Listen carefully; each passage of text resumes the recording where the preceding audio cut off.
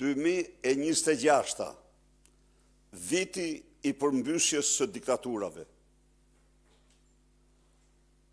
viti i zi për diktatorët, viti lirish për kombet. Pas vendosjes para gjykatës të Maduros apo Ramaduros të Venezuelës, radhën duket se e kanë Ajtullahët e Teheranit. Kombi Pers është i tërin këmbë për lirinë dhe dignitetin kombëtar, kundër regjimit më obskurantist që ata kanë njohur në tërë historinë e tyre të gjatë, regjimit të Ajatullahëve. Ky regjim në gahmat e fundit po përdor të gjitha armë dhe mjetet, dhe dyrit e fundit ka me qindran mos mira, martir të liris. Por marshi i Iranjanëve, i revolucionit iranian drejt fitores nuk ndalet me asgjë. Regjimi i Iranit i ka ditët e numëruara. Liria e Iranit ka çmim në saj e iranianëve, por burra dhe gra, djem, vajza të këtij kombi janë të gatshëm ta paguajnë atë. Partia Demokratike mbështet me forcën më të madhe opozitën iraniane në betejën e saj për një Iran të lirë, demokratik dhe të pavarur. Partia Demokratike bën thirrje qeverive të vendeve të lira, Shteteve të Bashkuara të Amerikës në radhë të parë, të ndihmojnë me të gjitha mundësitë popullin vigan iranian të shqirohet nga ky regjim obskurantist.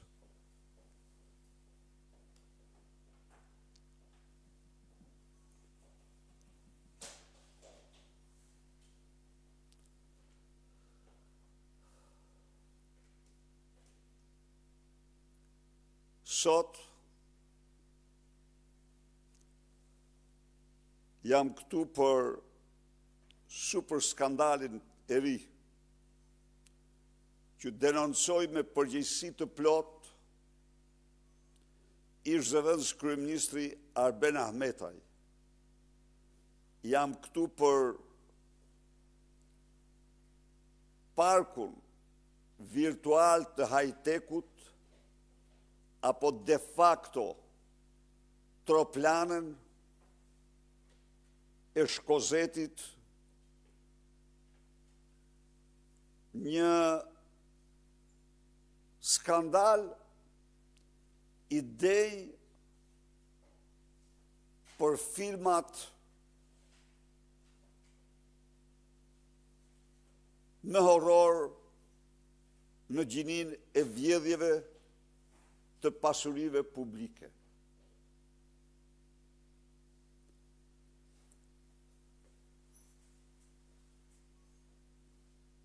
Ja, ky është Silicon Valley i Edi Ramës, Armand Frangut,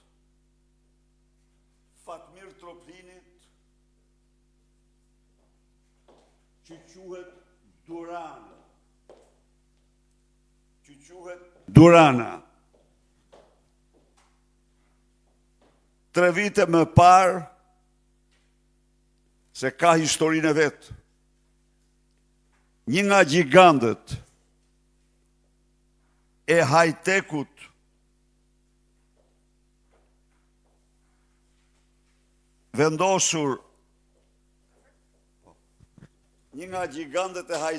vendosur në Ukrainë, EPAM, pas shpërthimit, pas agresionit rus ndaj Ukrainës, vendos që të spostoj sipërmarrjen e tij të madhe në një vend tjetër dhe për zgjedh Shqipërinë. presidenti i kësaj kompanie ndër më të fuqishme në botë, me xhiro miliarda dollar, vjen në Shqipëri dhe pritet nga kreu i organizatës kriminale Edi Rama dhe Agaçi me asistenten e tij Elira Kokona. Ai paraqet projektin e tij, dëshirën dhe vendimin e kompanisë që të gjithë sipërmarrjen e tij të madhe në Ukrainë ta spostoj në Shqipëri, por për këtë qëllim kërkon krijimin e një zone si të kishte me kushtet favorshme, me disa kushtet favorshme në Ukrainë. E vërteta është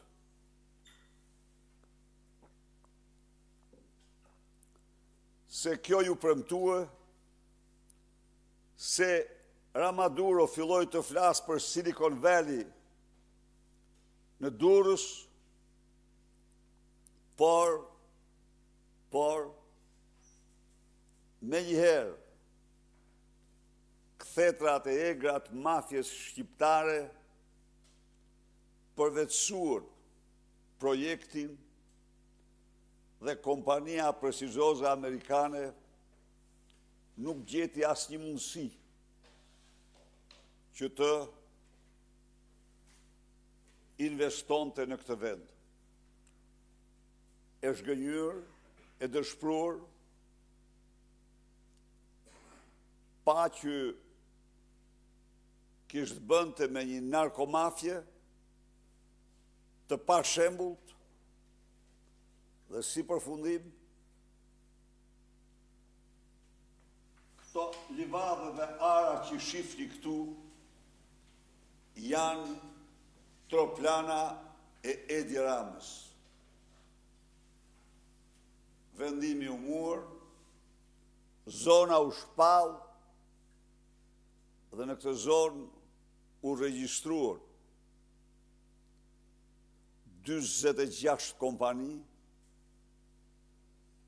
të cilësuara me silver, gold, platinum.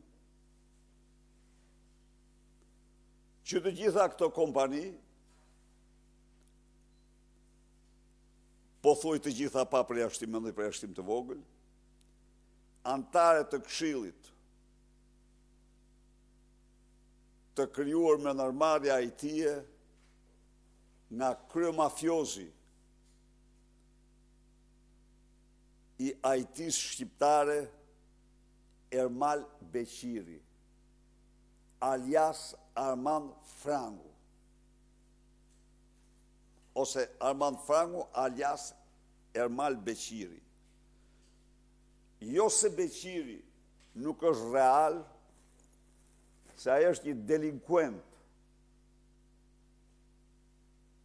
që në fund të vitit 2013 vodhi 20 milion deklarata tatimore të qytetarëve shqiptar në sistemin e IT-s me ndihmën e kriminalit të damkosur Spartak Brao dhe urdhrin e kreut organizatës kriminale Edi Rama. Por, tashmë,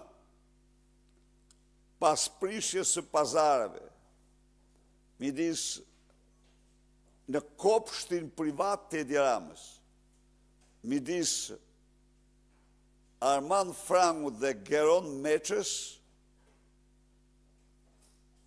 pas neutralizimit të tij dhe eliminimit të tij me pegmarrje tjerë, fuqishëm në kopshtin privat të Edi Ramës, si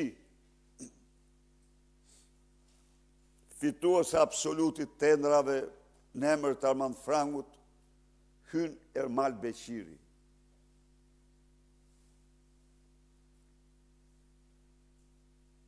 Tani, Ermal Beqiri me Këshillin e krijuar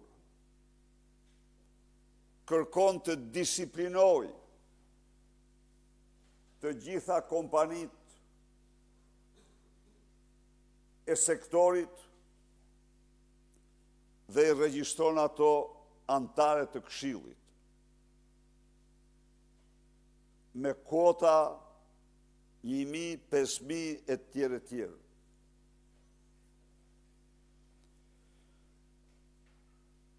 E vërteta është, çfarë është Troplana? Se dihet që çdo centimetër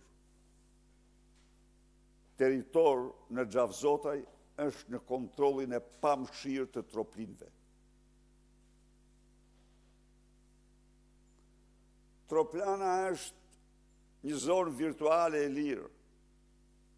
Kompanitë të regjistruara në Troplana janë të shpërndara në Tiranë dhe në mbarë Shqipërinë. S'kan asnjë lidhje, asnjë aktivitet në Xhavzotaj, asnjë punësim. Por ato kanë dy avantazhe.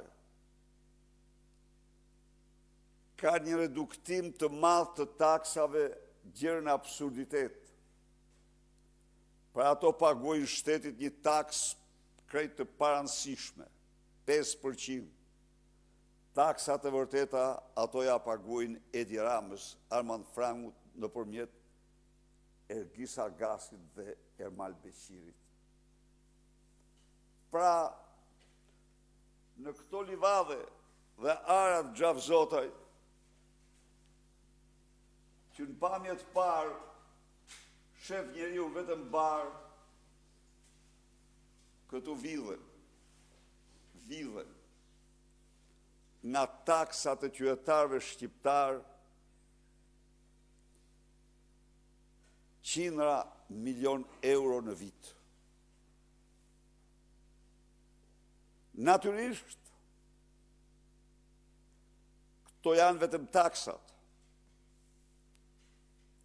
por 100 milion tjera vidhen, edhe duke vrarë konkurencën dhe garantuar këtyre kompanive të regjistruara në Troplana, tendera të Akshit dhe të gjitha institucioneve tjera shtetërore. Skem si Troplana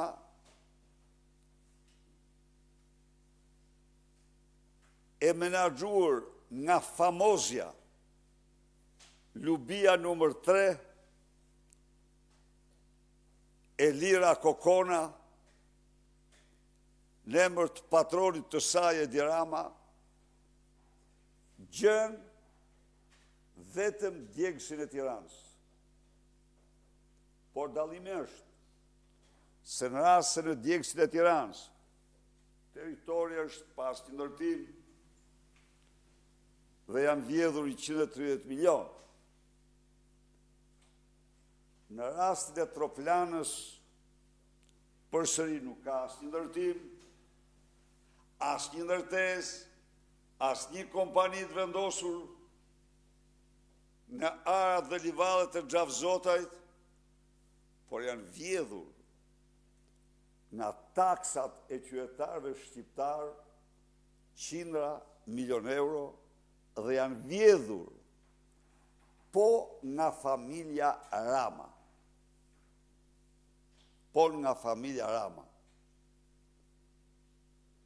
Dhe një lloj, si në rastin e incineratorit të Tiranës, për cilin dy përgjegjësit absolut kryesor, Edi Rama dhe Erion Veliaj, nuk u hetuan për asgjë dhe nuk u pyetën asnjëherë, duke qenë autorët më kryesor të tij, në Troplana, gjerësot nuk është pyet njeri, dhe se dihet se Elira Kokona të cilës vetëm për të mos prishur gojnë dhe para jush dhe qytetarëve mund t'i vihet çdo lloj epiteti për aktin e saj ndaj qytetarëve, ka qëndruar në krye të një skeme. Thash mund t'i vesh çdo epitet asaj, një lloj si Lumi Ballukut, një lloj si Mirlindës Akshit. Të një skeme të quajtur Park Teknologjik, ku ka prej vitesh vetëm livadhe, kurse vidhen qindra milion euro taksa të qytetarëve shqiptarë. Ky skandal dëshmon dhe njëherë shkallën më të lartë të inkriminimit të kreut organizacës kriminale Edi Rama. Dëshmon se krimet ekonomike të rënda, vjedhjet e tij, janë të pakufishme. Dëshmon dhe njëherë domosdoshmërinë absolute e ngritjes së qytetarëve shqiptarë me të gjithë dhe largimit të tij me të gjitha mjetet nga qeveria. Kreu i organizacës kriminale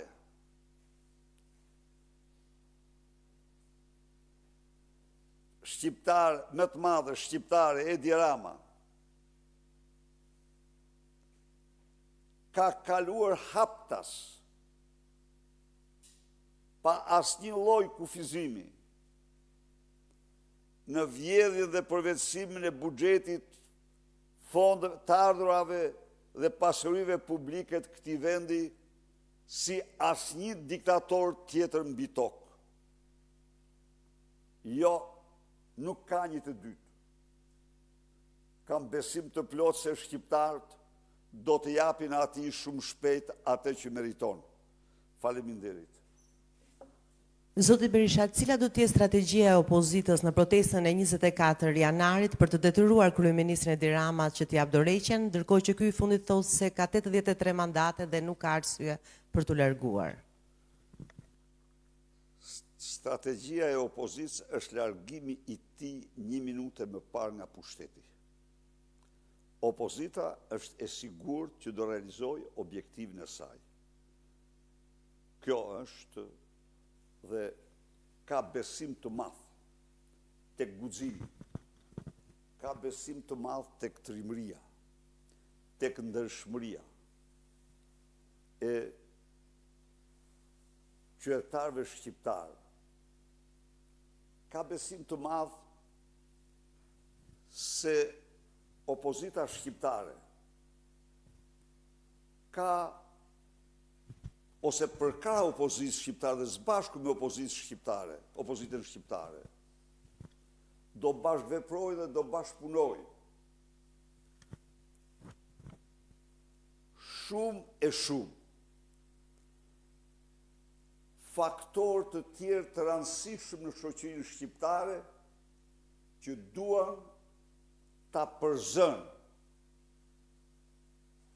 1 minutë e më parë këtë të keqe të madhe, këtë organizatë kriminale që udhëhiqet nga Edi Rama. Zoti Berisha, po mbështetjen nga ndërkombëtarët, a keni për largimin e Edi Ramës pasi Maduro që i thoni ju në Venezuelë, lideri i Venezuelës Nicolas Maduro u arrestua nga SBA-ja, në Iran SBA-ja po mbështet protestat, a mbështet dhe SBA po dhe faktor tjerë ndërkombëtar dhe opozitën shqiptare? Betejën kundër korrupsionit e mbështet e gjithë bota e lirë demokratike. Tani më duhet të them këtu se Edi Rama me Lumi Ballukun, me lindën e Akshit dhe lindën e Surrelit të implikuar në çështjet e Akshit,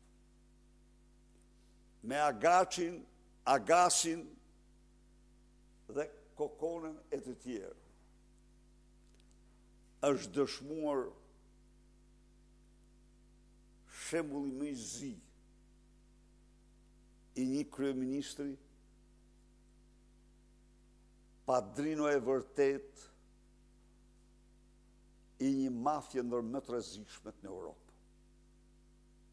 Dhe ju siguroj që opozita ka dhe do të ketë mbështetjen më të fuqishme. Mos harroni zotëri, janë 7 rezoluta ndërkombëtare se nuk është zbërthyer se ato u censuruan gjithësisht nga mediat në mënyrë të tmerrshme, u censuruan nga mediat e qeverisë.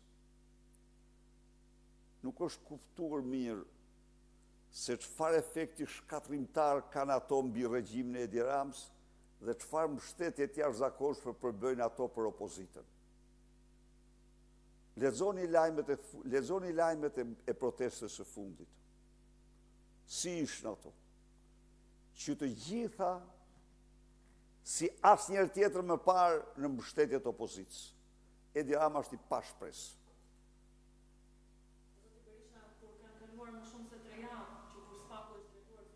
Parlamentit për të me kërkesën për të arrestuar zëvendës kryeministren Belinda Balluku, kreu i qeverisë Edi Rama jo vetëm ka ngrirë procedurat parlamentare për ta lëshuar ato, por ka dalë edhe publikisht krah saj. E fundit dalje ishte ajo e ditës së sotme në projektin e Shteteve të Bashkuara të Amerikës për parkun Eloik, ku kjo e fundit u shfaq e ulur edhe pranë të ngarkuarës me punë të Shteteve të Bashkuara të Amerikës. Ndërkohë, kreu i qeverisë Edi Rama dha mesazhet se fjala korrupsion tashmë është kthyer në mod. Ai cilsoni këtë si një sfidë të hapur të kreut të qeverisë ndaj SPAK-ut edhe përballë Shteteve të Bashkuara të Amerikës. Faleminderit. Nuk ka asnjë diskutim që Edi Rama bën gjithçka dhe jo bën, do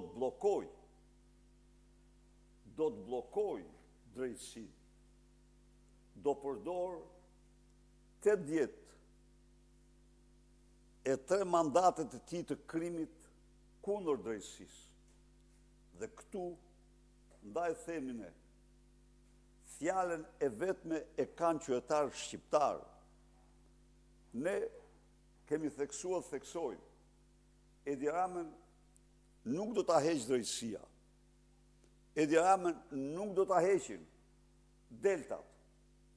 Atë do ta heqin qytetarët shqiptar me protestën e tyre. Nuk kemi asnjë lloj dyshimi në këtë qëndrim, në këtë mendim. Si gjykoni ju, zoti Berisha, praninë të ngarkuarës me punë të ambasadës SBA krah Belinda Balluku ditën e sotme?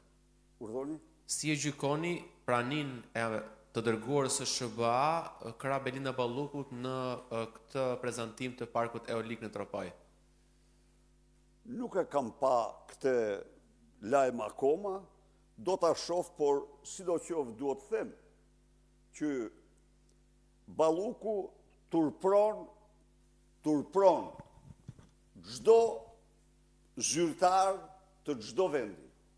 Balluku është turpi i Shqipërisë, turpi i kombit shqiptar, turpi i qeverisë. Tani, se çfarë arsye kanë bërë që zonja tjetër aty, unë do të shoh lajmin që të... Dhe një pyetje, a e ka dërguar ditën e sotme Partia Demokratike pa dinë në kushtetuese për zgjedhjen e Endri Shabani si avokati i popullit? Është përgatitur dhe do të dërgohet ose është dërguar në gjykatë kushtetuese. Po, do dërgohet, është zgjedh në kundërshtim flagrant me procedurat. Faleminderit.